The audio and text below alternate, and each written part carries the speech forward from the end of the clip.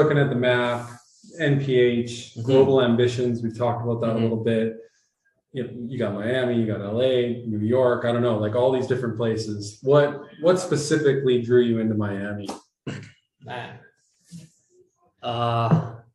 So if we go to the origins of like the global vision. It was really born maybe 5 years ago. In conjunction with the National Prep Association, which is a prep league we launched. Right. Where at the time I was telling my staff, it's the world to Canada first, and then Canada to the world after. Meaning, a platform like that, a league like that, brought players from all over the world, Africa, Asia, Europe, and high-level players to Canada to play prep basketball with ambitions to play NCAA and ultimately NBA. Right. We have great examples of that. Right. Atiki at BYU, NCAA D1, their top 25 ranked team. Right. Out of London Basketball Academy. Right. He's from Tanzania originally. Like, he's not Canadian. Like Australia? Or no, that's Africa. That's Africa. Yeah. And Tasmania. And he was also part of the Giants of Africa program, which is Masai Ujiri's baby. Right. And then another example off the top of my head, Abubakar Traore, who we helped get to Long Beach State. Right. And he is absolutely blowing up. We felt he was an NBA talent, and Long Beach State kind of would be considered a low to mid-major program. They got a quote-unquote steal, but they got a great pickup who's a program changer and really helps them. He's putting up 20 rebound games multiple times, which is very unique at 6'5". Only 6'5". 6'4", 6'5", just cleaning up the glass. World-class athlete. I remember watching him. Efe and I were like, I said this at the time, he's the best purebred athlete I've seen since Andrew Wiggins. Oh wow! And might be more athletic, which is crazy. The All-Star, the recent All-Star, right? So that international element of players coming from all over the world to Canada to chase their dreams in basketball, right? Then it was, after that, it's Canada to the world, meaning we got to reach the world. The world's reaching us, now we got to reach them. And that's kind of where the global mission was born. And then I dabbled in different projects that were also global projects up until we connected with the playground. Right. And Sam Ibrahim, owner of the playground and managing partner, Jamie, we like the vision really aligned. And I told Sam, where something special is happening here, because when he called originally, they had their first location open out of Scarborough, and their vision and their mission was, because they're from Scarborough to the world. Scarborough to the world, right? Okay. And my thing was Canada to the world, right? So it's the same vision, it's the same mission. We're really trying to put Scarborough on the map, Canada on the map, right? And basically, the vision kind of became one in terms of global. There's both have global intentions and global impact, and basketball, through basketball being the vehicle. Exactly. So that's now all of that as background context to how do we get to Florida? How do you get to Florida? Well, short answer is the universe works in mysterious ways. And we were actually, I've been in Florida in the year of 2021. I was out there twice, unplanned, just kind of spontaneous trips. The first time, AJ Lawson, pre-draft, preparing for the NBA draft. Just make sure he's all set up. He's good there. Then, from there, the second trip, which was like a month and a half later, after I went to Miami, came back, I ended up in Fort Lauderdale, which happened to be for a bachelor party. Right. And, one of my buddies said, once you see it, you can't unsee it. We happened to be on a yacht looking at some beautiful things. That really hit me. And it's true. A lot of the stuff I was absorbing really registered in my brain. And then from there, ended up just so happened, Sam was out there. Right place, right time. The university broadcast. Jamie was also out there, right?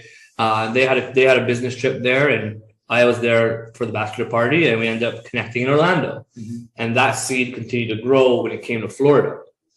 And now, being here, it was inevitable that the global element was coming, but now Florida called us, you know what I mean? And we followed a gravitational pull. Yeah. And we just like, hey, I'm hearing so many signs. Florida, after I got back from the bachelor party, back from, connecting with the guys, several other people reached out to me from Florida, American people, relationships I've had for a while. Yeah. And at that point, I was like, it wasn't even my decision. I'm just following God's lead. You know what I mean? I'm following my faith. Literally, that's what I've been doing even till now. And it's been really exciting. And, as I learned and talked to people in the Florida space, in the basketball space, it's amazing to me how needed exposure is. It was shocking to me, because I'm coming from Canada, Toronto, smaller market relative to America. You would think Florida, which is not a small state. You're kind of thinking that you're gonna have some competition when you get here. Not even competition, because I don't. That's a different story. But I don't compete. We can get into that one later. Yeah. Compete. That's gonna be better than yesterday, as I told you before. Yeah. But more from a perspective of, you would think certain things are already spoken for in terms of demand, needs. Right. Needs are being met by the community. Needs are being met for the community, whether it's facility space, whether it's basketball programming, whether it's exposure for athletes. And people are telling me, no, Florida needs North Pole hoops. Florida needs the playground, not wants, but needs more opportunities, So for me, when you talk about the idea of quote unquote competition, I look at collaboration, because I work with everybody. We work with everybody. We are, we're by the community for the community, and vice versa. When I'm out here and I'm connecting with, for instance, when I hit Florida Atlantic University, who's a client of ours, and we've worked together for years, we check out the D2, Nova Southeastern. We check out, there's a whole community of people, a basketball community of people. They might compete on the basketball floor, but there's tons of talent for everybody to serve. There's tons of, we're in the service business, Our job is to literally serve others, bring value to others. And if we can bring value to all of them, or as many as possible, then, and we're all about, the collective win. Everyone can win. Everyone can win. It's because it's not about, on a deeper level, it's not about being better than the next man or woman. It's about trying to be your best. Sure. You're better than you were yesterday. Yeah. And if everybody has that mindset, there's growth. There's maximum growth. So that's now where I'm at right now. I give you the long, and that's the beauty of podcasts. We can have long answers. You have long form answers, no multiple choice here. Exactly. It happens in the unknown. Right. The magic happens when you least expect it. You should have a plan, I think. Sure. I have a plan. There's a plan in place. There's a framework.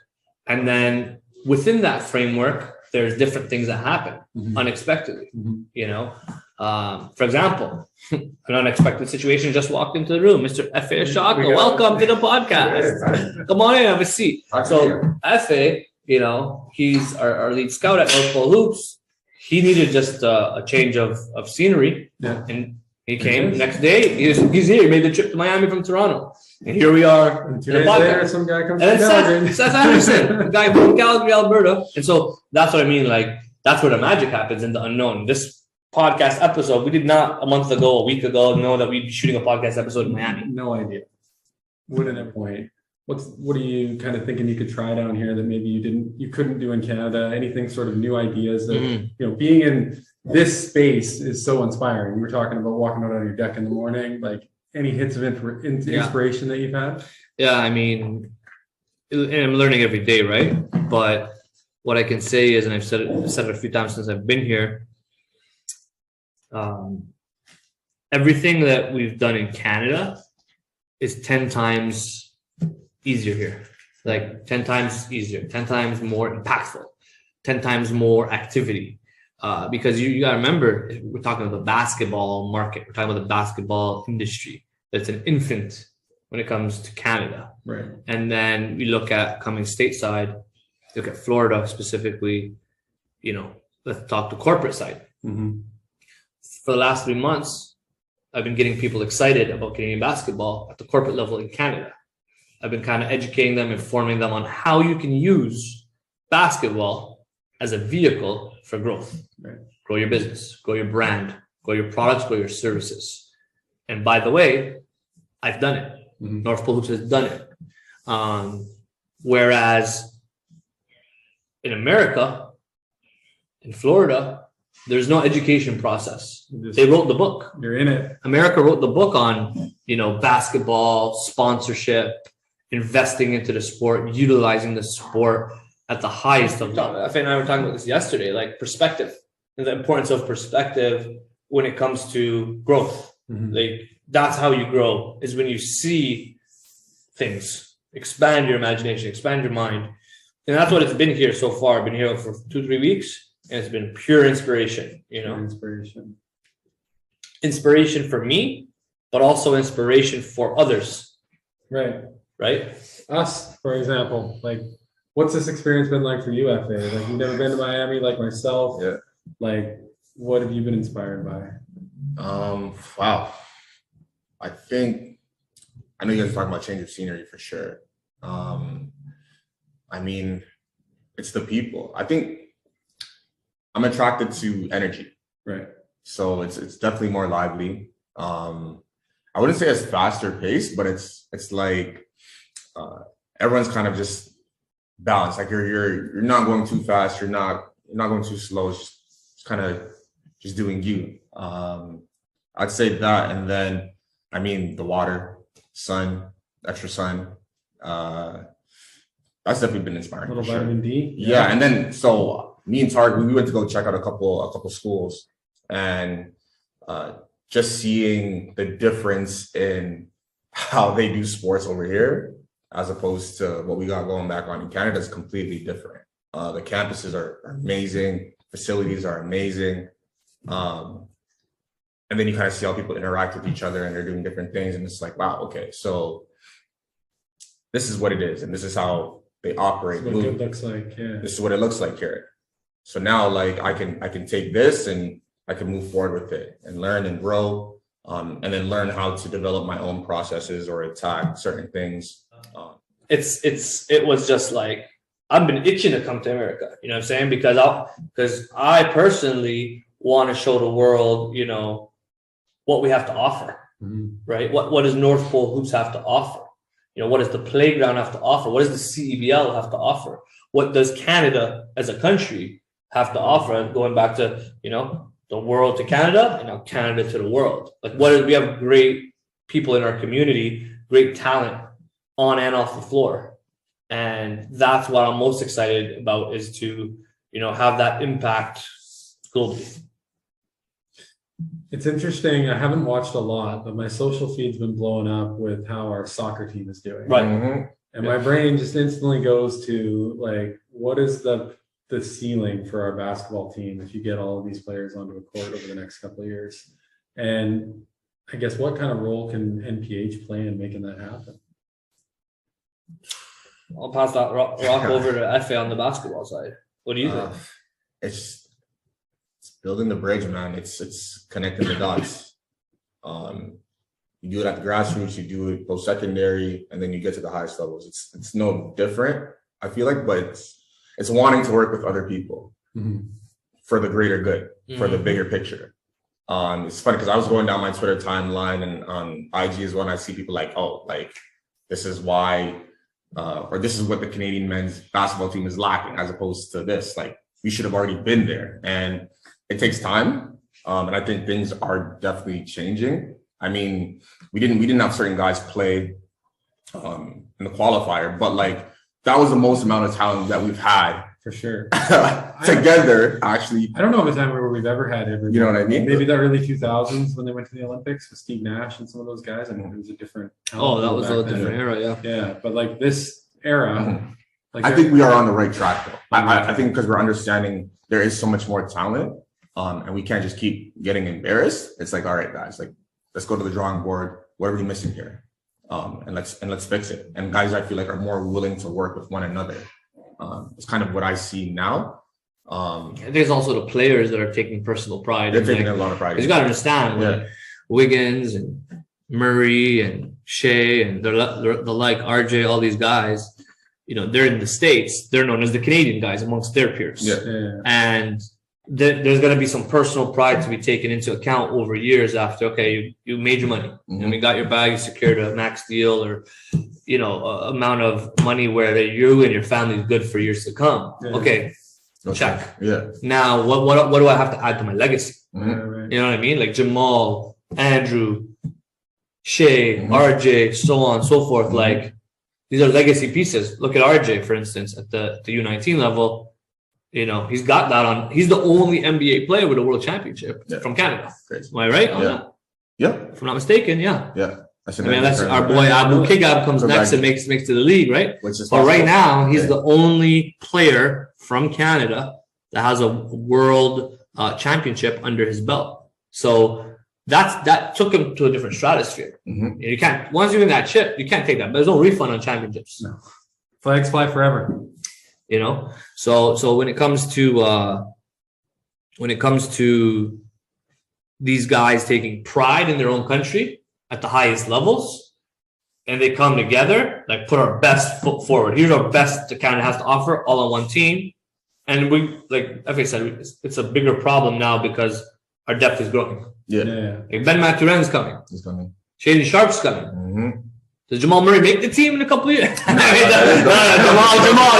That's the blue arrow. You got in my mind, your lifetime. But I think what it does, though, is, you know, unfortunately for Jamal, he couldn't play this summer because of his injury. You've got depth. Right? That's what I'm saying. And also, I'm saying that statement, projecting like 5-10 years from now. You know what I'm saying? Like, right now, Corey Joseph, does Corey Joe make them? You know what I'm saying? Like, he was a veteran. I don't know. Eventually, that's what I'm saying. So eventually, that's going to be Jamal. That's going to be Shea. As they grow, there's more guys coming next. More guys coming. So now it's still the young boys, like the Primos. Like, you never know the Nemhard down the road. Like, there's a AJ Law. Like, you don't know. There's a lot of young So now guys. it's a matter of who is committed with the program from day one as it grows. You know, like Jermaine Rock Anderson, right? He was before Corey, but he passed the baton to Corey. It was him for 10 years.